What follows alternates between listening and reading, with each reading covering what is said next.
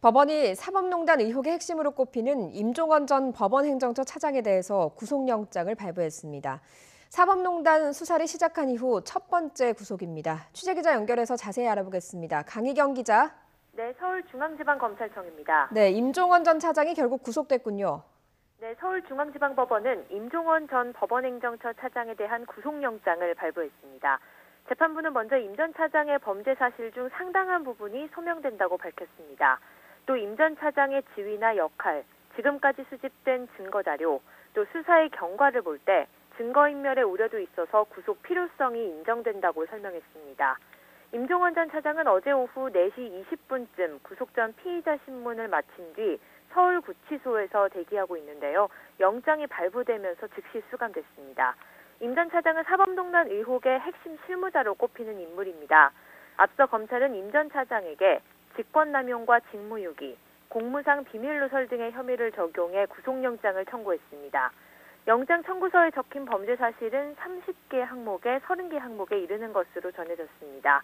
임 전 차장은 법원행정처 심의관을 통해 법관을 뒷조사하고 강제징용과 전교조 등 민감한 사건 재판에 개입한 혐의를 받고 있습니다.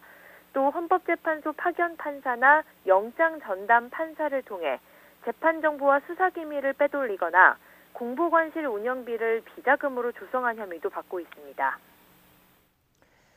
네, 구속 전 피의자 신문은 6시간 가까이 진행됐는데요. 양측 공방이 치열했다고요. 네, 오늘 신문은 지난달 영장 전담부에 추가 임명된 임민성 부장판사의 심리로 열렸습니다. 구속영장을 청구한 서울중앙지검에서는 수사를 직접 담당한 부부장급 검사 4명이 참석했습니다.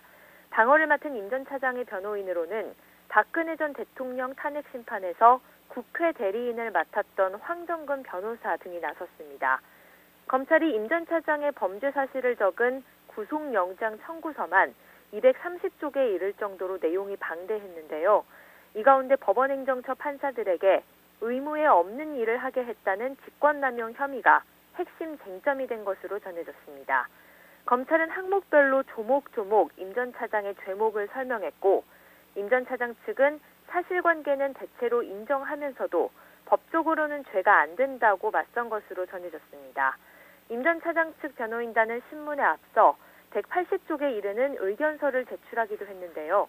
범죄 성립 자체에 법리적으로 의문이 있고 도망이나 증거인멸의 염려가 없다고 주장하며 무엇보다 구속할 결정적 한방이 없다는 점을 강조했습니다.